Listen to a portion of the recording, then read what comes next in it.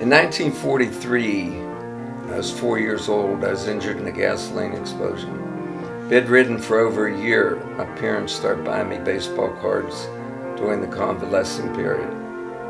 My favorite card was Babe Ruth, and one night I had a dream that the Babe visited me in a dream and said, "Kid, don't give up. You could get better. Someday be a Major League Baseball player or build a museum for sports heroes." I set my life out on that two-pronged journey, became an outstanding shortstop. Unfortunately, while playing at Duquesne University, I injured my arm just as I was going to sign with the Boston Red Sox. After that, my arm recovered a few years later, strong enough to play for several prominent softball teams, but never at major league level. I never lost sight of the other dream, and that was to build the premier museum on sports in the world. And to that end, over a 70-year period, I've traveled 1 million miles to meet all the greats and their widows to curate the largest and most valuable collection in the world, over 1 million mementos from the greatest athletes of all time. What would you say is one of your proudest possessions? One of my proudest possessions is a book that was written by my son, Jim, who I named after Jim Thorpe, the greatest athlete of all time. Jim wrote this book about his father, titled Sports Immortals, Stories of Inspiration and Achievement.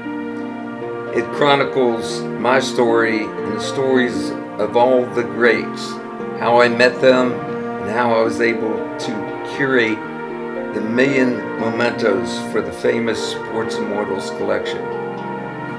The major goal of Sports Immortals is a world museum of sports, which is featured on page 174 of the book. This is a museum that will honor and enshrine the greatest athletes of all time. It is our goal to make enshrinement as the sports immortal the greatest achievement of sports, taking it above any Hall of Fame. Today, the greatest honor for an athlete is to be enshrined in that particular sports Hall of Fame. We want to take it levels above that, almost like knighthood, where enshrined as a sports immortal becomes the greatest goal of any athlete. Now, who would you say is your favorite athlete that you've met? My most favorite athlete was Muhammad Ali. I met Muhammad Ali on 6 different occasions, and each time it was a monumental experience. First time I met Muhammad Ali was at the 5th Street Gym in Miami. I said, "Champ, my father has seen all the greats, from Jack Johnson to yourself. He thinks you're the greatest champion of all time." Ali jumped off his bench. He yelled over to his trainer, Boudini, "Open up the trunk, give the man anything he wants." And I walked away with several mementos of Ali's, his gloves, his trunks, and several other items. After that, every time he saw me, he'd call me, "My man, the museum man." Several years after that first encounter, I was taking a trip to New York, and I stopped off at Deer Lakes, PA, where Ali was training for his fight with Larry Holmes. He was about to leave the training camp to go down to a press conference with his wife in Washington. I said, "Champ, we need your robe, your trunks, your gloves, and your shoes for this wax figure that we're making for you." He yelled over to his PR man, Gene Kilroy. He says, "My man, the museum man. He needs my robe, my trunks, my gloves, and my shoes." So I said, "Champ, you can't leave because I need you to sign everything." So he waited while his wife was out in the car. And about 15 minutes later, Mr. Kilroy came back with everything but the robe.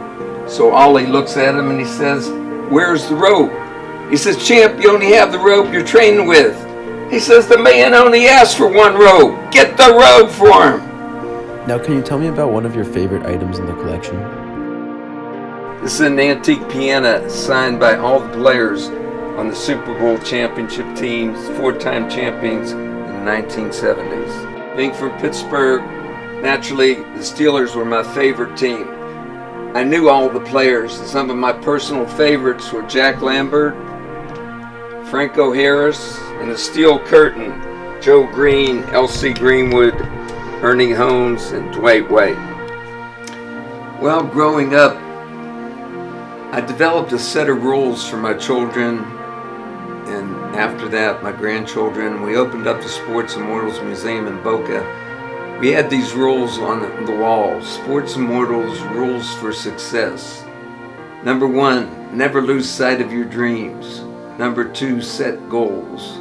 Number 3, always give maximum effort. Number 4, never be afraid of failure. Number 5, learn from your mistakes. Number 6, keep physically fit. Number 7, avoid drugs. Number 8, be flexible and tolerant. Number 9, believe in yourself. And number 10, have faith. Beneath the rules is a quote from myself, Joel Platt, founder of the Sports Immortals Museum. It reads, "The rewards from sports dwell far deeper than the satisfaction of victory. They manifest themselves in a teaching of sportsmanship, teamwork, and self-sacrifice."